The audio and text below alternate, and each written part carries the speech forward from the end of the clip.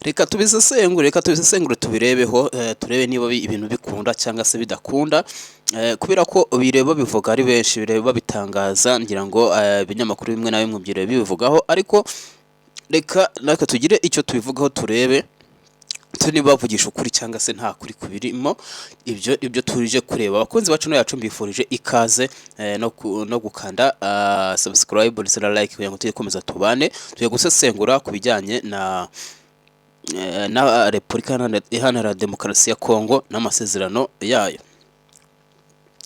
Repubulika Iharanira Demokarasi ya Kongo yamaze gutangaza ko byanze bikunze nubwo yegereje icyo bita amasezerano yo guhagarika cyangwa se gushaka umuti w'ibibazo biri mu burasirazuba bwa Kongo, ariko hari ikigomba kubanza gukorwa. Icyo kintu ni iki? Leta ya Kongo iratangaza ko byanze bikunze irabizi neza ko ngo ifite amasezerano igomba gusinya vuba aha,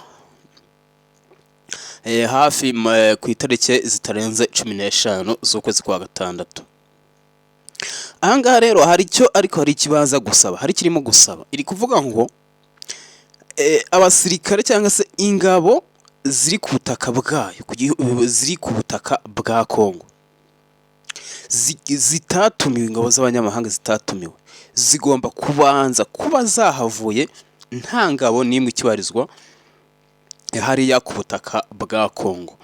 Ahangaha rero hari bamwe hari ibinyamakuru bimwe numvise bivuga ko M23 ngo yemerewe na leta ya Kongo kuba noneho bavanga ingabo ngo nayo ikagira imyanya muri leta. Iki ni ikinyoma cyambaye ubusa, iki ni ikinyoma, iki cyambaye ubusa. Reka tubisesengureho turebe. M23 ni igisirikare, ni umutwe w'inyeshyamba. Ni umutwe w'inyeshyamba watangiye kurwana na Kongo kuva na 2022 kugeza uyu munsi na n'ubu ngubu uracyambikanye. Uyu mutwe ni umutwe ubarizwamo abasirikare bagiye batandukanye, iyo bakomoka abenshi twagiye twumva ko hari Abasomali, Abanyaeritrea, Sudani y'Epfo. Ni umutwe ugizwe n'abasirikare bagiye batandukanye. Bakunzi bacu, murumva ibyo bintu bishoboka? Uzafata umusirikare w'Umusomali umuhereze umwanya muri leta? Erega tujye twemera ko iyi mitwe hari abantu igenda igahereza amafaranga kugira ngo barwane. Nese ngubu reka dusubire inyuma turebe. Kongo ko bavuga ko twabonye bari aba mercenaires, yari kurangiza intambara ikavuga ngo reka twinjize mu nshingano za Kongo, tubahe imyanya muri Kongo. Ntabwo bishoboka. M23 rero cyakora ikintu leta ya Kongo yayisabye cyangwa se yo yisabira ni ukuba yakubahiriza ibyisabwa, igasubira inyuma, ikava mu bice byose yafashe byose, hanyuma ikajyaho bita Rumangabo. Nyuma y'ibyo ngibyo biza bigaragaye yuko M23 ishaka icyo bita umutekano, amahoro y'Abanyekongo. Icyo gihe leta ya Kongo ikizakora nibyo bitangarije cyangwa se nibyo nayo bayishishikariza. Barayibwiye ngo ufite uburenganzira bwo kugenda ukaba wafata bamwe mu ba M23 batijanditse mu byaha, ukaba wabahereza imyanya haba mu gisirikare cyangwa se mu buyobozi. Iryo ni ryo bwiriza leta ya Kongo ifite, iravuga ngo twebwe M23 niramuka ibyubahirije ikava mu bice yafashe ikajya bita Rumangabo, icyo tuzakora tuzajya turebe ngo umukongomani ni uwuhe, umunyamahanga ni uwuhe. Niba arangiza ibyo ngibyo, icyo bazakora ni ukureba ngo ese uyu mukongoma, uyu kanaka yijanditse mu byaha cyangwa ntabwo yijanditse mu byaha. Nawe atarijanditse mu byaha, leta ko ifite uburenganzira bwo kuba yamuhereza umwanya muri leta. Ariko ibi barimo kubabwira ngo M23 ngo icyo yari yarasabye ngo yakemerewe ngo leta ya Kongo, ibi ni ukubabeshya, ibintu ntimubyeme, nta kuri kubirimo. Leta ya Kongo y'ubwayo irimo gusaba ko ingabo z'abanyamahanga zaje ku butaka bwa Kongo zitatumiwe ko zigomba mbere y'itariki 15 kuba zahavuye zagiye. Bivuze ngo ibi ngibi bizashoboka ari uko M23 nibarizwamo izo ngabo ariko yikuye muri bya bice bavuga, haba muri Nord Kivu, haba muri Sud Kivu, bese yavuye muri Goma yagiye, ndetse no muri abice byo muri Sud Kivu, kugira ngo nyine b'abanyamahanga baboneke ndetse n'abakongomani. Nuko nyine izaba yavuyemo yagiye ikagera Rumangabo, hanyuma bagakuramo abanyamahanga, abanyakongo ndetse n'abanyamahanga. Rero ibi ngibi M23 ngira ngo mu masezerano cyangwa se biriya biganiro byabereye muri Qatar bavuga ko byananiranye cyangwa se nyine byarangiye bifeyirinze. Nta kindi M23 yarwaniraga, yo irasaba kuba yahabwa icyo bita biriya bice ikabikontorora, cyangwa se ikabitakurikiranwa mu mategeko. Kandi M23 ngira ngo abenshi ngira ngo muzi ko hari n'abafatiwe ibihano, nuko kandi bashinjwa ibyaha. N'ubundi bavuga ngo nyuma y'ibyo n'ubundi inkiko zitazitabazwa. None murumva ibyo bishoboka se bite? Ntabwo bishoboka. Kandi noneho muri biriya mu cyo bita imbanzirizamushinga, Repubulika Iharanira Demokarasi ya Kongo ngira ngo nta n'ikibazo cya FDLR banza nta nikirimo. Mu byo ibanza igomba gusenya, banza nta kirimo, baza nta musandebere neza muzambwire nta kirimo.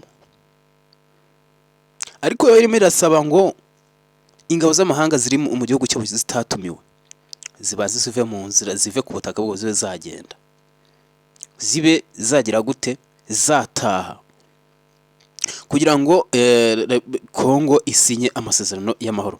Niyo mpamvu rero ibi bintu nabyo biragoranye cyane. Ibi ni ibintu ubuse M23 turimo kurwana kuriya ishaka kwavasa, wenda usibye ko yashaka gufata Bovira bikanga, bikaba nawe bikibibana ibibazo.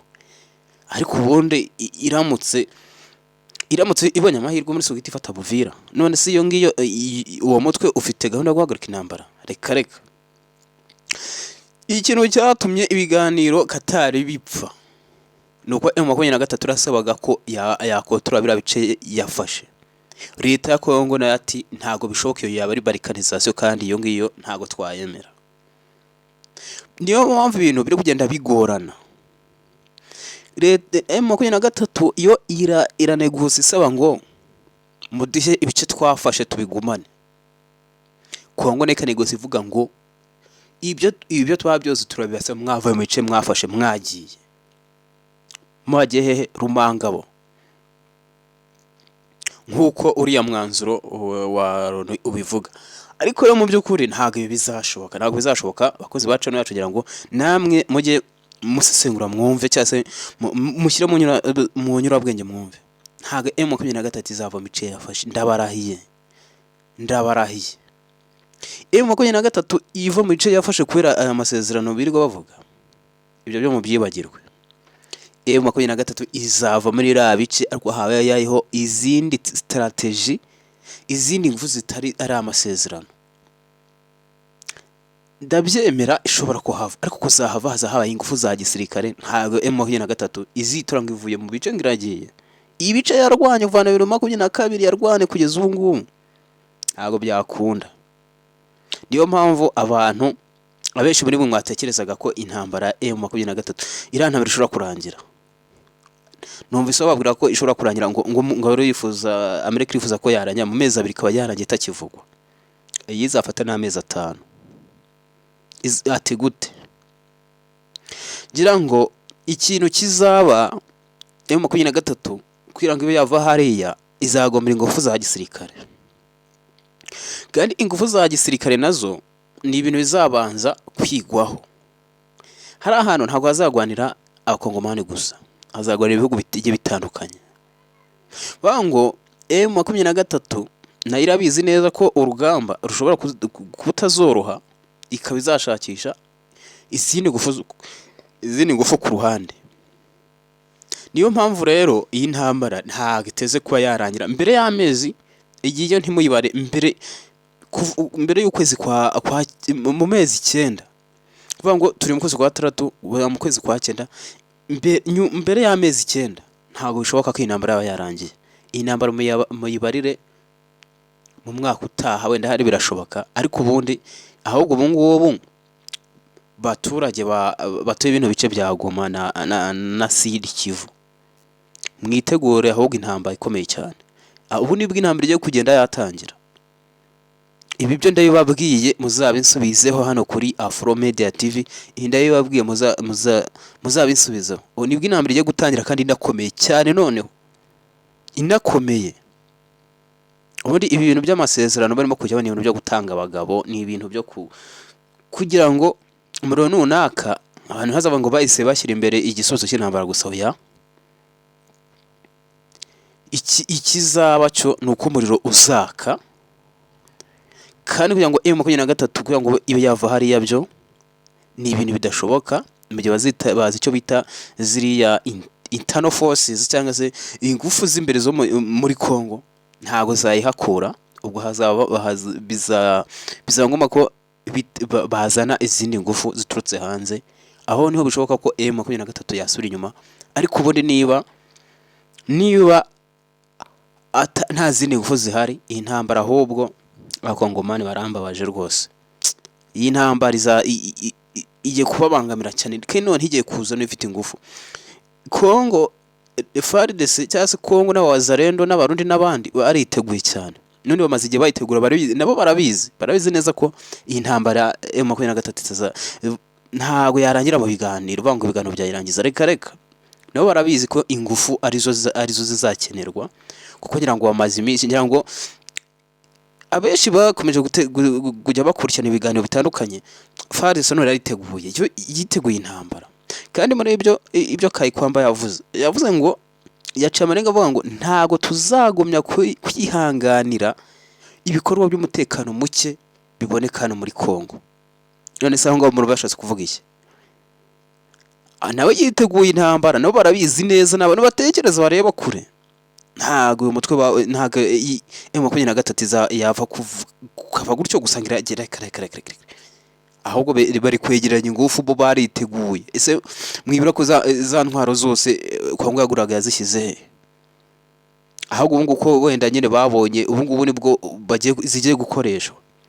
Naho nibyo kuvuga ngo M23 amasezerano Amerika nashaka azasinyirwe mu ijuru.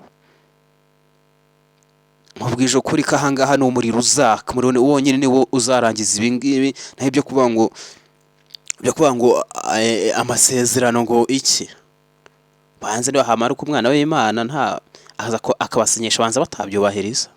Reka mwitegura ahubwo umuriro udasanzwe, mwitegura intambara ikomeye cyane igiye ku hagati ya M23 ndetse n'igisirikare cya Kongo. Gira ngo bakunzi bacu ibimbi mbabwiye muzabyirebera pe, kuko ikibigaragaza. None se hari ahantu mweze mubona impande ebyiri zifite ubushake bwo guhagarika intambara bajya mu masezerano n'undi akamenya bakarwana? Icyo gihe habagaho guhagarika, bakabanza bakareba ese amasezerano aratumarira iki, arazana iki, ese hari icyo yatuzanira ku buryo wenda twaba dutegereje tukareba. Ariko ahangaha impamvu icyitwa amasezerano nta gaciro gifite, ahubwo Kongo yamenye ubwenge, igira abawazarendo, naho ubundi kaba karabaye. Usugira ngo ubundi ubuviro niho barayifashe kandi bari mu masezerano. Ikizakwereka abantu batazigira bahura ku masezerano n'ubundi bagumye bakarwana, intambara none yigeze ihagarara. Ibyo ni ibintu tuzi neza. Ntabwo intambara yigeze ihagarara, bararwana. Noneho n'urucuru bari kubitana hepfiri ya za Minembwe, zatwirwaneho na Reditabara ziri kumwe na M23 barimo kubitana na wazarendo. Ahubwo Kongo yamenye ubwenge nyine izana wazarendo, naho ubundi bari kujya mu masezerano yo gucyafashwe. Rero noneho buriya ntekereza ko noneho ubu ngubu bari bwo reka amasezerano bize byange ejo bundi biranga pe, biranga rwose. Ejo bundi birafeiringa biriya n'ibipapuro, ubundi batangira batwikane kahave. abakongomani nibo abaturage nibo bababaje nyine bagomba guhura n'ibi bibazo by'intambara, ariko ubundi iyo abo birwaniraga ntagire umuturage uhagwa ngira ngo byari kuba ari byiza cyane. Ngira ngo urugero mwari nk'umwana w'umukobwa wapfuye, isasu riri Musanze ahari mu rugo rimucamo umwana barapfuye. Ibyo byose ni ingaruka z'intambara. Nabundi ntago intambara izahagarikwa n'amasezerano, hazabaho gucana umuriro nyine, hanyuma umwe atsindwe yemere, naho ubundi ibyo amasezerano byo mu byibagirwa ngo mitegure intambara. Bakunzi ba channel yacu, ngira ngo reka ubusesenguzi tube tusobekiye hano, mbasaba kwibuka gukanda subscribe ndetse na like, commentaire kugira ngo tujye dukomeza tubane mu biganiro byacu byo bitandukanye. Bifurije ibihe byiza.